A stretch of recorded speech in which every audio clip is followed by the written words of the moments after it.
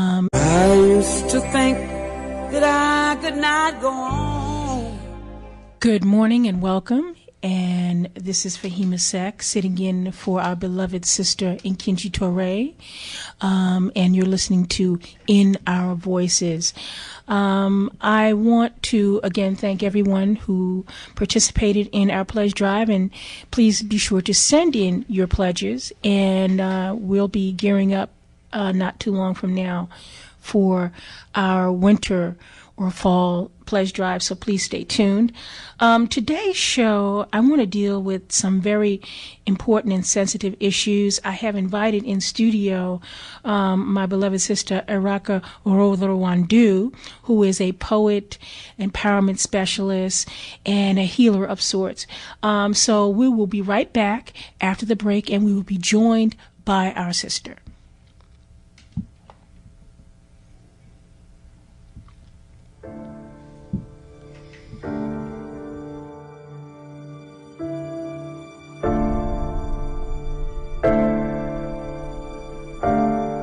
Failing to signal a lane change. Riding in your girlfriend's car with a child in the back. Run into the bathroom in your own apartment. Selling cigarettes outside of a corner store. Riding a commuter train. Walking home with a friend. Making eye contact. Selling CDs outside of a supermarket. Wearing a hoodie. Walking away from police. Walking toward police. Missing a front license plate. Holding a fake gun in the park in Ohio. Driving with a broken brake light. Sitting in your car before your bachelor party. Walking up the stairwell of your apartment building. Calling for help after an accident. Holding a fake gun in Virginia. On the way to Bible study. Holding a fake gun in Walmart. Laughing. Holding a wallet. For attending a birthday party.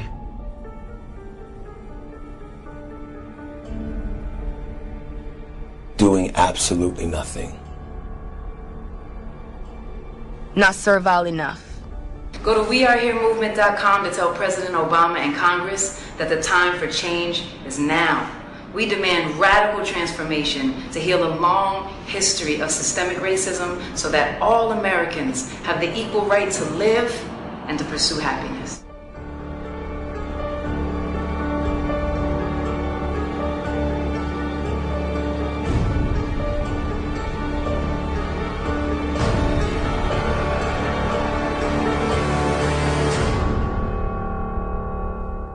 That's from a project done by Alicia Keys and Beyonce and a number of other celebrities dealing with the issue of the recent spate of police shooting and violence. And I thought it was important today to have a discussion about these issues. And so what immediately came to my mind to bring back to the WPFW audience, empowerment specialist and healer and facilitator Eraka Rouzorondu to help facilitate that discussion. So I'm going to bring the sister on board. At the bottom of the hour, in our last half hour, we'll take some calls from you, but I want to have an exchange with her about these issues. Sister Eraka, welcome back to the airways of WPFW. Thank you, Sister Fahima. My pleasure to be here, and good morning to the WPFW family. I'm sure you are well aware of the recent spate of police violence, black and brown people being shot down in the streets, unarmed. And for me personally, before you can resolve or grieve one issue, there's another. We were dealing with the situation in Oklahoma and in North Carolina. And actually last night on the West Coast, someone was shot by the police. Where do we go? What do we do? What are the answers? Well, first of all, for those of you who may have to run, I want to give my website so that you can contact me. It is maatenterprises.com. That's MAAT enterprises.com. In response to your question, sister, a couple of things. One, these aren't waves. They aren't spates. This is a consistent and ongoing phenomenon. The ones that we see are the ones that the media or social media selects. But this happens every day. If you follow me on Facebook, you know, my introduction every time I post something about this is every day, every single day, everywhere. So this is happening all the time, even if, and what we know is that things that have been documented as resisting arrest and anything else by the police also fall into these categories. If these people, if these things had not been videotaped and publicized, they would just be documented as, you know, killed resisting arrest. So you're absolutely correct. It's far more pervasive and consistent and persistent. It is every day, every single day, everywhere. I know that the Malcolm X Grassroots organization had compiled a report, and last year it was every 28 hours a person of African ancestry is murdered by the police. And since then, since they did that report last year, the numbers have actually increased. So it's more than every 28 hours. But you're absolutely correct. And I think with the advent of social media, we are seeing it. But you're right. It hasn't gotten any more frequent than usual. It's just that it has been documented more readily the only because thing of different, technology. Yeah, cell phones and social media. That's the only thing different. The good news about this is that now everyone sees it. Now it's in everyone's face. Well, let me rephrase that. Now it is visible. Not everyone can see it. Let me say that again. Now it is visible, but not everyone can see it. There are still people, black and white, who refuse to acknowledge that this is happening and that it is racial. And obviously, as we know, the system is refusing to respond to it appropriately. So I know we want to talk about coping with the trauma that we experience as witnesses to these events. Because it's important. It's important. Absolutely. Absolutely. So I want to first state very clearly, I am not a psychologist or a psychiatrist. I am a sister who grew up in Queens, New York, and came into consciousness in 1983. I was reborn into African-centered consciousness in 1983. I'm an empowerment specialist. And I define power as the ability to create your own reality. So this morning, it's not my goal to equip you to, quote unquote, cope with the abject slaughter of black people by police, because I don't believe it's something that we should be coped with. And let me be clear about that. Historically, we've set our bar at coping. I went to a presentation done by an activist lately, and she opened her talk by talking about our resiliency. See, and setting the bar at coping and resiliency is one of the reasons that we're in this situation. Because when we frame our experience in terms of coping and being resilient, what we're saying is the goal is to survive it. And that's not the goal. The goal is to stop it and to neutralize or mitigate its impact on us. So it's my goal for you to defend yourself against the mental, emotional, and spiritual genocide that results from the physical one we have always been and continue to experience in this country. It's my goal to empower you to navigate these times with strength and dignity while remaining vigilant and active in doing the work that must be done. We can't crawl into bed and stay there because we've got work to do. And let me say something about crawling into bed and staying there, because the mind protects itself from trauma. This past Sunday was my 55th birthday, and anyone who knows me knows that I am unabashed in my self-celebration, usually on my birthday. I'm blowing up Facebook. This is me with my left foot forward. This is me with my right foot forward. Everywhere I've been, what I'm doing, what I'm eating, what I'm drinking, just joy. But on September 24th, I saw Mrs. Walter Scott's video of the lynching of her husband.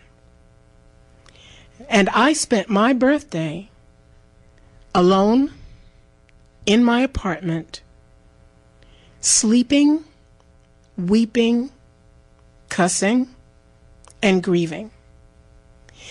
And part of our ability to navigate this situation is doing exactly that. Being conscious of the impact of what's happening on you psychologically, spiritually, and emotionally. We have to stop as individuals. I'm talking about individual coping now. Individual survival, individual vigilance. You have to stop. Something's going to have to get canceled. Something's going to have to be postponed. Someone's going to have to hear the word no, because you're going to have to take time to sit and allow yourself to wallow in the reality of this situation. We've got to deal with it emotionally, because otherwise we push it to our subconscious and it lingers there and it destroys us bit by bit. So we can't crawl into bed and stay there. We've got work to do. Now, reality is created first and foremost by thought. Reality is whatever you think, whatever you say, and whatever you do. And that begins with your thoughts. The thoughts you think about anything reflect your personal truth. And your personal truth should be based upon a courageous and committed dedication to facing the facts. Now, for 30 years, I've been providing African Americans with the historical and contemporary facts that empower us to arrive at a powerful new truth about what it means to be Black in America. And I'm now empowering white people as well. But we have to face the facts. Now, on a personal level, first of all, we have to move what we are experiencing individually from our subconscious mind to our conscious mind. We have to confront it, because you cannot heal what you cannot confront. And I'm not talking about blowing up social media. I'm not talking about emoting. I'm talking about sitting alone in a room or a park or a sanctuary and analyzing and internalizing the reality in which we find ourselves. We have to face the facts to replace the so-called facts about what it means to be Black in America. All right? Because it's upon the facts that we base our personal truth and therefore our reality. So the fact is, you are witnesses to the murder of another human being. And not just one murder, because we can sit here and name 10 prominent ones from just, the past month, 2 months alone. That witnessing is an experience that's extremely traumatic, and the human mind defends itself against trauma by shutting down. Now, we could call this post-traumatic stress disorder. People do. But the fact is, it is present traumatic stress disorder. It is permanent traumatic stress disorder. Because one thing we know is that this is not going to go away. That is a fact. Let me say that again. And this is what I mean about sitting down and confronting this reality, facing the facts. This isn't going to go away. We have been engaging in moral appeals. You cannot make a moral appeal to an immoral society. And by its actions and inactions, the systems responsible for dealing with this situation have demonstrated to us they have absolutely no intention of addressing this in a meaningful way. So that's a fact. The fact is, it will continue to happen.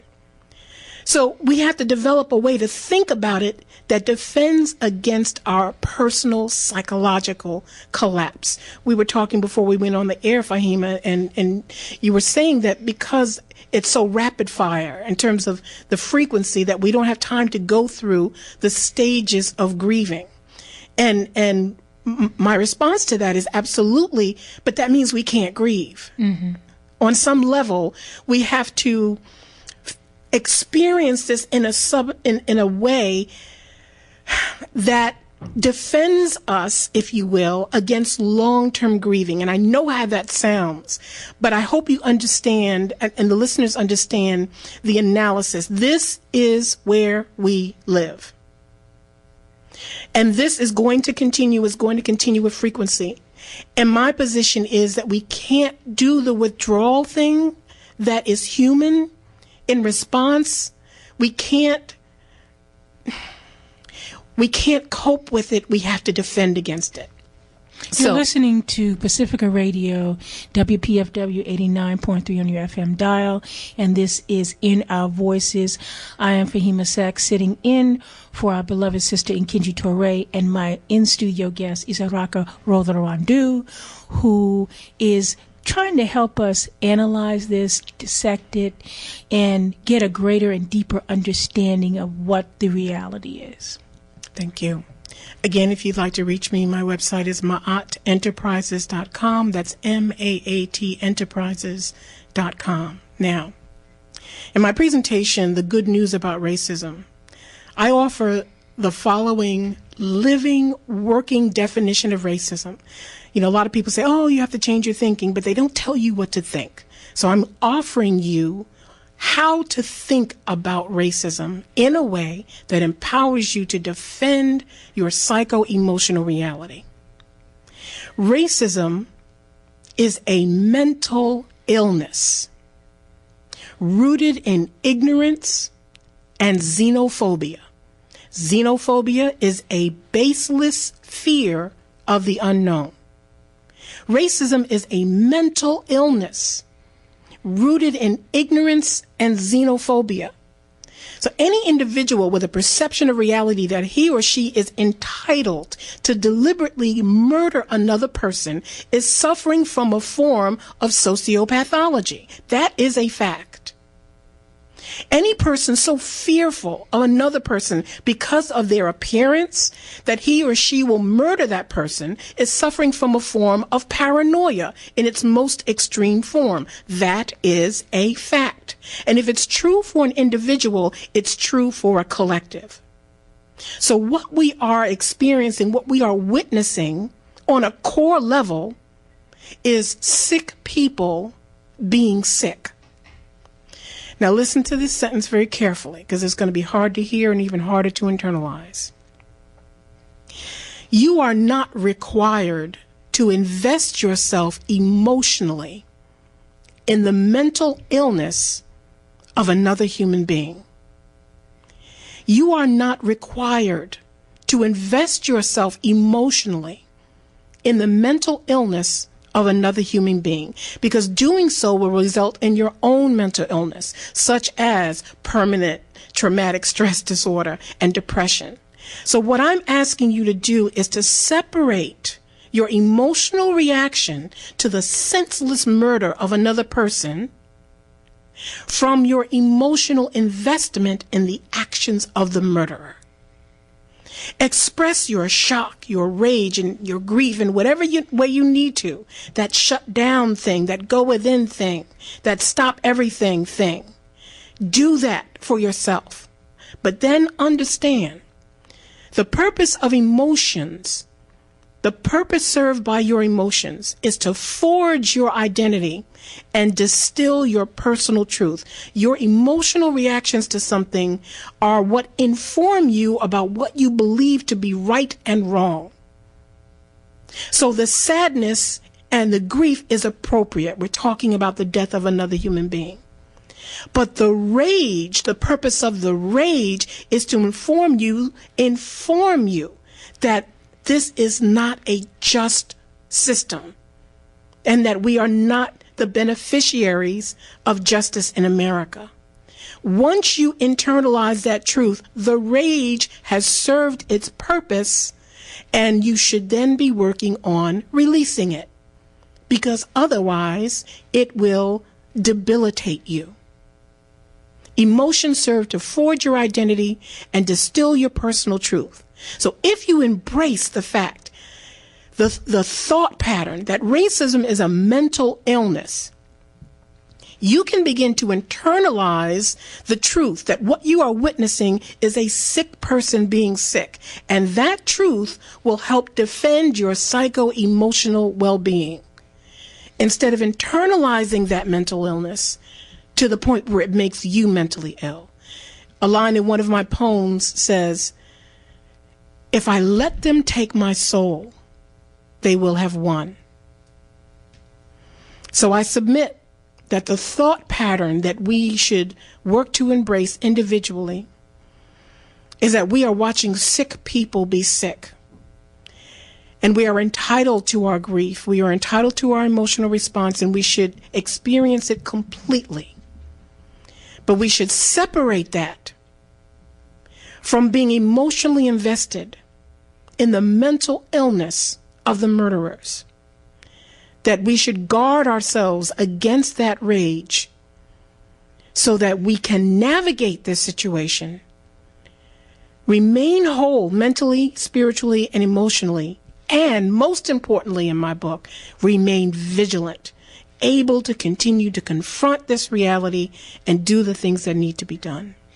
Well, I know for me, the Emmett Till for me was in 1976. Randolph Evans was murdered by a New York City police officer, and I think in Brooklyn in one of the public housing buildings. And I knew that I was 15 years old, like Randolph Evans. And as a child, a teenager, it said to me that this could happen to me as well. Mm-hmm. And living in New York, there was the Eleanor Bumpers and the Michael Stewarts and on and on and on and on. And actually, there was a poem I had written called The African American Blues that included Abner Louima.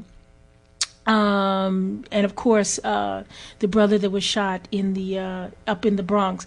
And this was the 20th century. It was a litany of people who had been murdered by the police. Amadou Diallo, up into the latter part of the 90s, and then all of a sudden, here we go again. Trayvon Martin, of course, was killed by vigilante, and he was acquitted. And what happens is the community whatever part of the country, the community becomes outraged. And I'm seeing a younger group of people, because I know I'm going back and forth. But with Amadou Diallo, I remember I was a student at Howard University, and it was like maybe midnight. And I was studying for an exam, and student government said, we got a bus going up to New York to participate in the demonstration. And those of us that were in the library with the clothes on our backs, at moment's notice, we got on the bus and went up to New York to walk across the Brooklyn Bridge in protest of what had happened to Abner Louima, demanding, justice. And, it's time. Fast forward, it's gone on and on. Tamir Rice, Sandra Bland, so on and so on and so on.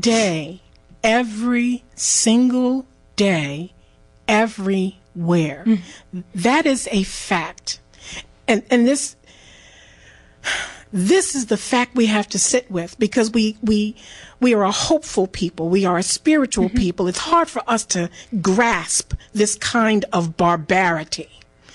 But it is real, and we have to face it. This happens every day, every single day, everywhere. And this system has absolutely no intention of addressing it. Absolutely. They've made that abundantly clear. And even with the advent of a black president and 2 black attorney generals, which is really very telling, is simultaneously, because you had Ferguson, then shortly after that a year or so later you had Baltimore, but you got simultaneously stuff going on, Oklahoma right now, North Carolina, and now near San Francisco, and it's got to stop. Well, it won't stop. You've attended my presentation, The Good News About Racism. It won't stop, because racism is a mental illness. And until you address that mental illness through intensive psychotherapy and factual re-education, it won't stop. Face the facts, people. It won't stop. And this then begs the question, okay, so what do we do? That is a big question with a big answer. And we can't deal with that now. Please get on my email list, maatenterprises.com. We can't deal with that here because right now, before we can even have that conversation, if we can't face the facts that it's not going to stop, it has never stopped. No, you're right. It has absolutely never stopped in 400 years. So the expectation that this is going to stop is unreasonable and a symptom of our mental illness. And until we address that absolute inability, that cognitive dissonance, until we address that and break down and say, okay, I get it. I'm not an American. I get it. You don't want me here. You don't see me as human. You're not ever going to get out of my way and let me do what I want to do, to live my life, raise my children, live in love and happiness. That is never going to be your goal. So now I'm going to ... And again, that's another conversation, but we must have a courageous and committed dedication to facing the facts of what it means to be Black in America, or we will not survive this. Let me just say this before we go to the break, and on the other side of the break, we're going to take phone calls. Let me just say this. No, we understand that this is cognitive dissonance. We do understand that, for example, when I went to your empowerment program, there were white people in the room. In fact, there were more white people than people of color in the room. And these were people who were ready, willing, and able to make a change, realizing there was something wrong.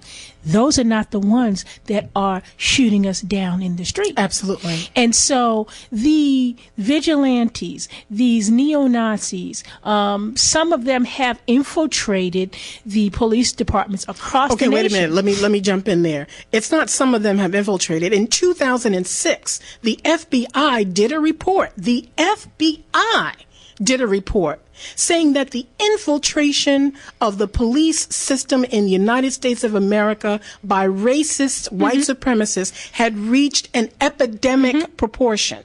So these police officers, many of them, particularly the ones in the power structure, are dedicated, committed, racist white supremacists, many of them neo-Nazis with traceable ties to neo-Nazi organizations. So the idea that we are going to legislate them into controlling the same behavior of the officers is cognitive dissonance. I agree. In fact, just to mention with respect to Chicago, all of these shootings in Chicago, I've talked with people from Chicago and they don't believe that this is quote unquote all black on black crime. There's something more to it with respect to the shootings in Chicago. But the point I was trying to make is that the veridical, which is somewhat, and I'm characterizing it as a rites of passage for white people, and that's my language. And mine. These folks that are willing, those folks that were at your workshop, they were ready, willing, and able to make a change.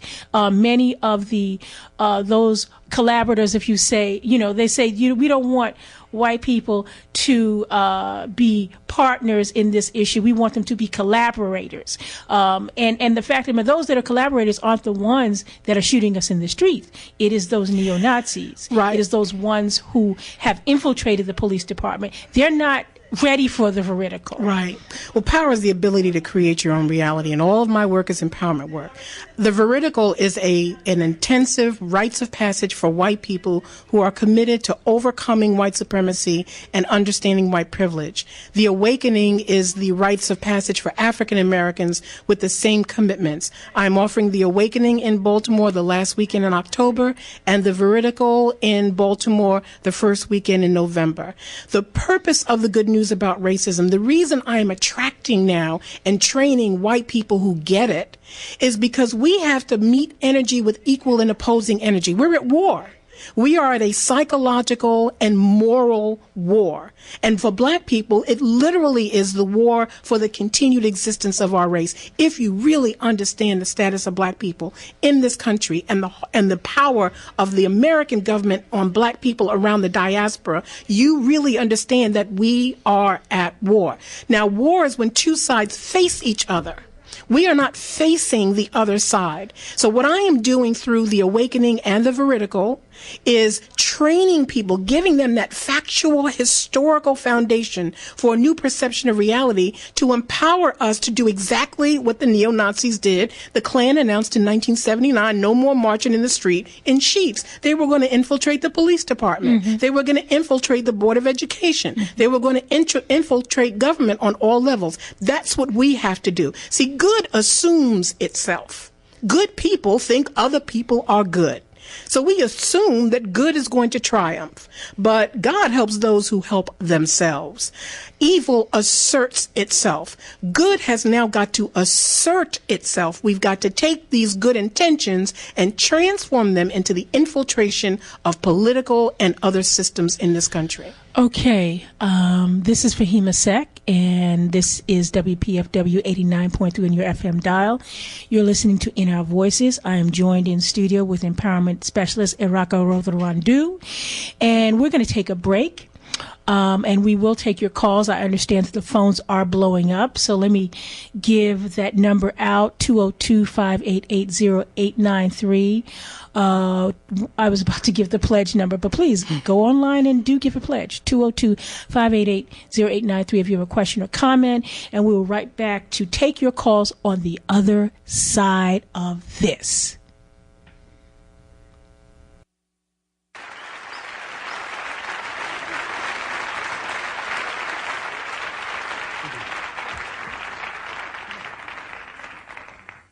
We'll believe in freedom cannot rest.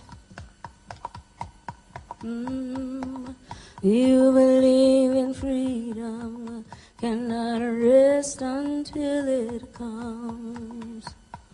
We'll believe in freedom cannot rest. Hear me talking to you. We'll believe in freedom cannot rest until it comes. Until the killing of black men, black mother sons is as important as the killing of white men, white mother sons.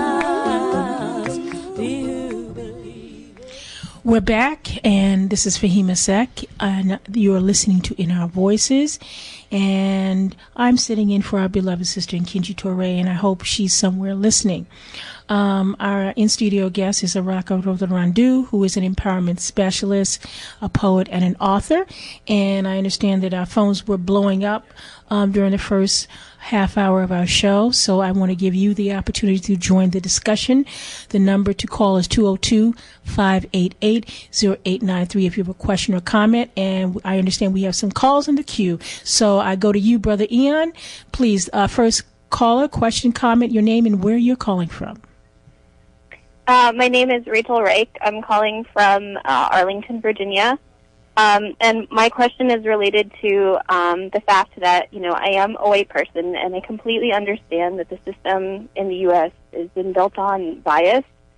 And I'm wondering what someone like me who works 7 days a week can do to help, a lot of times I hear about this, but I don't feel like there's a lot I can do. What's something that I could do to help or grow my awareness, or, I understand that I have biases that are built in. So what can I do to kind of help?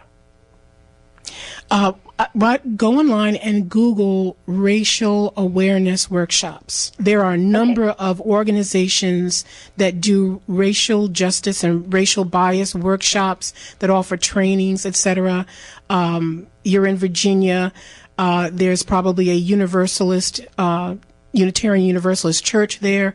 The Unitarian Universalists are a predominantly white institution that have committed, absolutely committed, to raising awareness about white privilege and working towards dialogues that empower white people to take effective action in their own lives and in the lives of others. So I would definitely encourage you to touch base with your local Unitarian Universalist Church. I have the privilege of working with the one in Towson, and find out what they're doing in terms of what they call a dialogue on racial justice. I also want to add that you also do a veridical, which is somewhat of a rites of passage and empowerment for white people. I think that the caller might be a very good candidate for that process. So I'd encourage you, give her the website and how she can get that information as well, Eraka. My website is maatenterprises.com. That's MAAT enterprises.com. Click on the link for Progressive Human Being. You'll see the veridical there as a link as well. Now, the veridical is an intensive rite of passage. Friday from 9 a.m. to 9 p.m., Saturday from 9 a.m. to 9 p.m., Sunday from 10 a.m. to 6 p.m., and then there's a bus trip on that Monday. So it's an entire weekend. And, I don't know whether or not you can do that, but I'm also offering a series of presentations of the good news about racism, which are free with pre-registration, and you can get information on that from my website as well. So I encourage you to come and attend my presentations. You're going to hear things that you won't hear elsewhere. But in terms of your broadening your own awareness, that's something that, and I want to say this too, that's something white people have to do amongst white people. It's their experience of this needs to be like sort of protected, like you're protecting an infant, something in its infancy.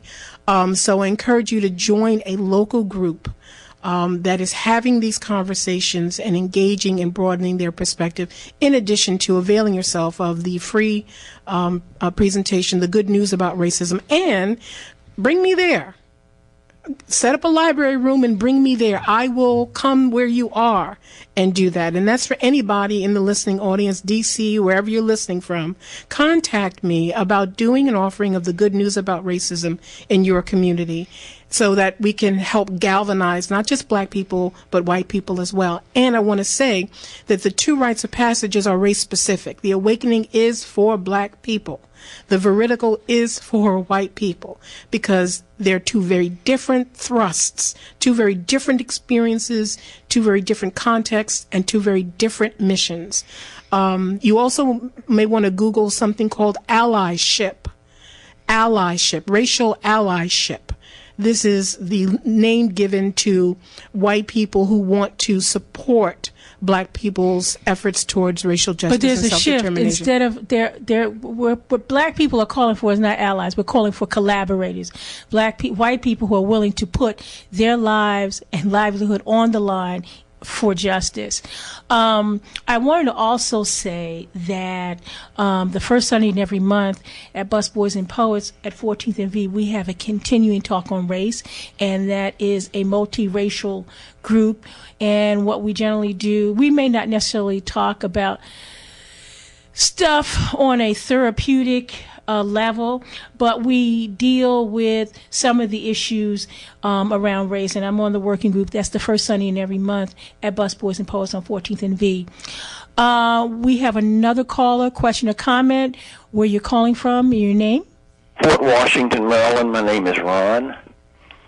And your question or comment, Ron? My comment would be to address my memories of seeing Rodney King struck 72 times by those cops that all had to be racist to beat a man like that, to shoot Amadou Diallo in New York 42 times, and these things go to court and juries come up with not guilty. I can hardly wrap my head around that. Because it's obvious right there on tape, and now we have the cops in D.C. with the cameras, and they have been instilled in order probably to keep their jobs, to become racist, to not turn on the camera because they haven't been trained to turn the camera on. which is absolutely ridiculous. Because they've been trained how to shoot a gun and kill someone, but they haven't been trained how to turn a camera on. Thank you. Well, thank you for that, because that was my wake-up call. April 29th, 1992 is when I understood that I will not achieve the justice that my people have been fighting for decades. I was in Los Angeles when the verdict was announced, and when I tell you that there was a spiritual death that took place on a mass scale, and understand this, that dream, that propaganda remains dead in me. I know better. And the good news about that is I'm not going to be shocked when it continues to happen. You know, a lot of what we're experiencing emotionally, oh my God, I'm not shocked. I get it. I know what it means to be black in this country. I've always known. And once we embrace that fact and we start developing a truth, we can eliminate the whole, oh my God, piece and say, okay, this is consistent. Now, what am I going to do about it? So thank you. Yeah, that was my wake-up call. That was what removed my cognitive dissonance about the reality of black people in the United States of America. You know, what's very telling is, you know, our young people, they take it to the street, and most recently from Ferguson to Baltimore, etc. And there are those that contend, oh, we have to give the system an opportunity to work. But the system has continued to fail us. You know, we've been told, there's been, and I'm not in any way condoning and saying that we need to take it to the street and condoning, and I don't call it a riot, it is a rebellion. It is righteous anger, and I understand it. But the thing is that, you know, we're constantly being told to give the system an opportunity to work its cause. You know, they recently indicted the police officer for shooting the gentleman in, I think it was Arizona. And the thing is, I don't think she's going to get, I think she's going to get off. She's not going to serve any time. She's going to get off. In recent memory, the only police officer, the one who was also in Oklahoma, and actually this took place in Oklahoma, the policeman who was raping black women, he did get time. But he wasn't white, he was Asian. And the policeman in New York who shot the gentleman in the pink houses, he was used as an example, and he was a scapegoat because he was Asian. And then after he was indicted and prosecuted and convicted, the same prosecutor called that he not serve any time. I want to address the idea that the system is failing us. The system isn't failing us. The system is doing exactly what it was created to do. The police force in America started with patrollers, people who were looking for runaway slaves to re-enslave them and send them back to the South. That's the history. That's how it started. And this protect and serve business that has nothing to do with human beings. The function of the police force is to protect corporate property and public property, period. That's right. I also want to say that this is the reason people get these jobs. They get, if you were a homicidal racist, what job would you get?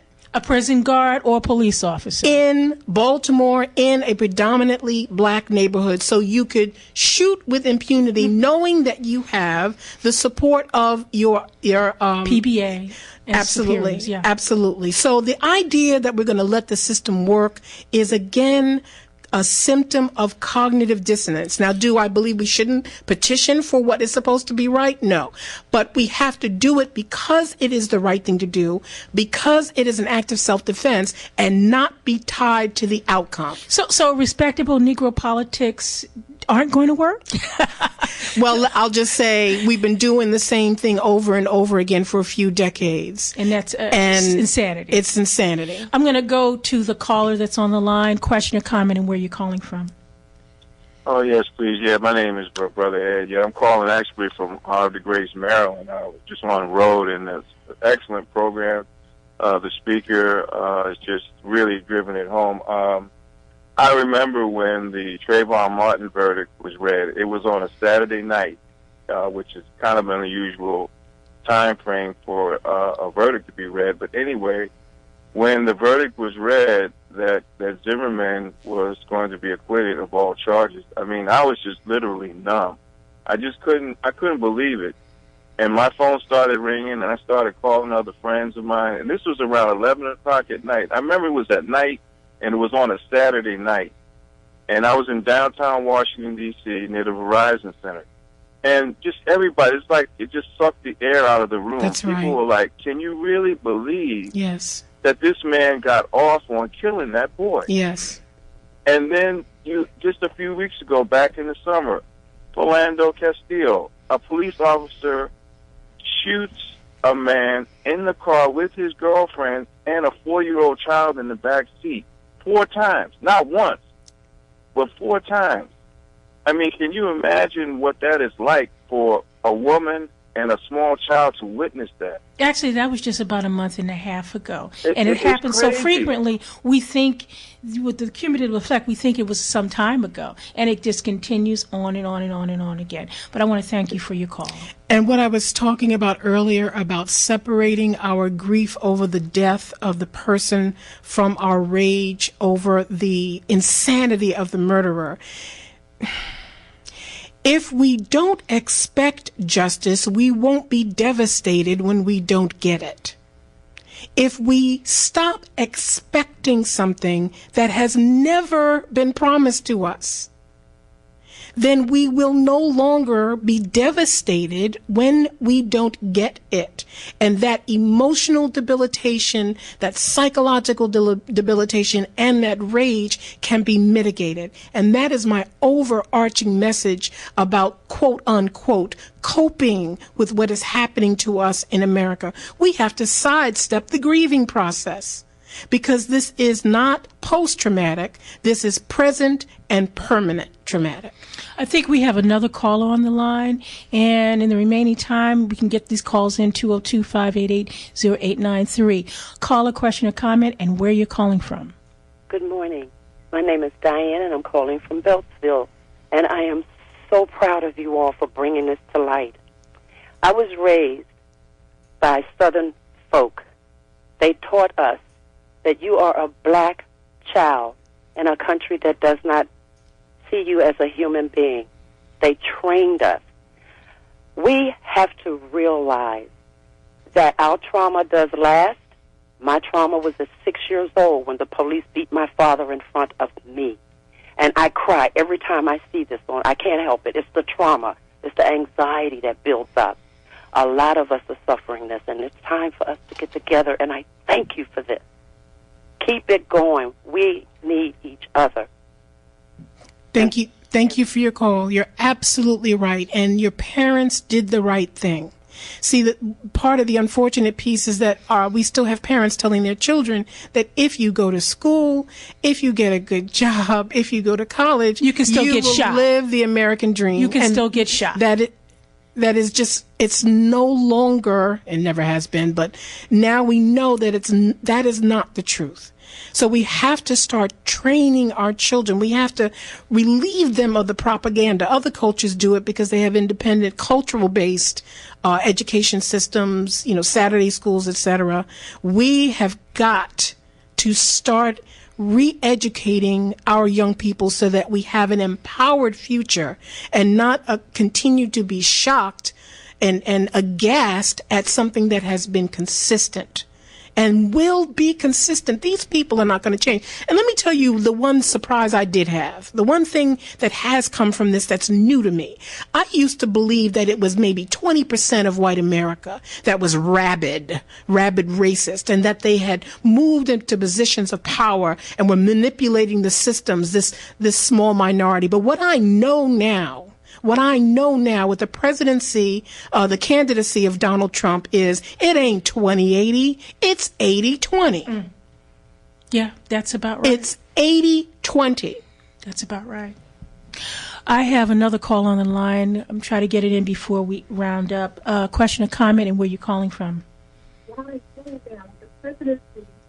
I can't hear you. Yes. If you have a question or comment, please turn your radio down. Please turn your radio off. Question or comment.